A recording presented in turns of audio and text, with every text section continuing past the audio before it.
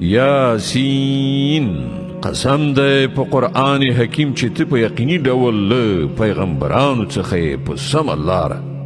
او دا قرآن د برلاسی او رحم لرونکي ذات لخوا نازل کړی شوی دی تر څو چې ته یو داسې قوم متوجه کړي چې د هغو پلرونه نیکونه متوجه کړی شوي نه او له دې کبله هغوی په غفلت کې غورځېدلي دي له دوی نه زیاتره خلک د عذاب د فیصلې وړ ګرځېدلي دي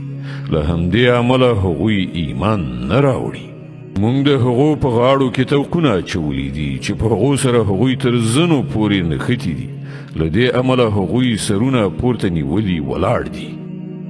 مونږ یو دیوال د هغو په مخ کې درولی دی او یو دیوال د هغو تر شا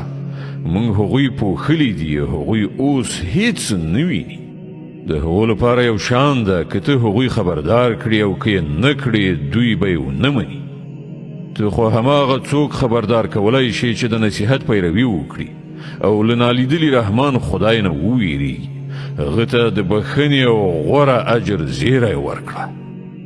مونږ په باوري توګه یوه ورځ د مړو ژوندي کوونکي یو کومې چارې چې هغو سرته رسولي دي مونږ هغه ټولې لیکو او کوم آثار چې هغوی وروسته پریښي دي هغه مونږ ثبتوو مونږ هر څه په یو څرګند کتاب کې درج کړي دي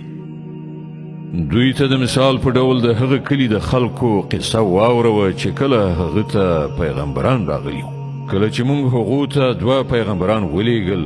او هغوی دواړه دروغجن وګڼل بیا مونږ دریم د مرستې لپاره ولیږل او هغوی ټول وویل مونږ تاسې ته د پیغمبرانو په توګه لیږل شوي د کلي خلکو وویل تاسې بل څه نه یې مګر زمونږ په څیر څو انسانان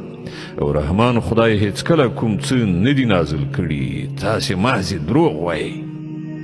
پیغمبرانو وویل زموږ پروردګار پوهیږي چې موږ ارومرو تاسې ته د پیغمبرانو په توګه لیږل شوي او پر موږ باندې له روښانه څرګند پیغام رسولو نه پرته نور څه مسؤلیت نشته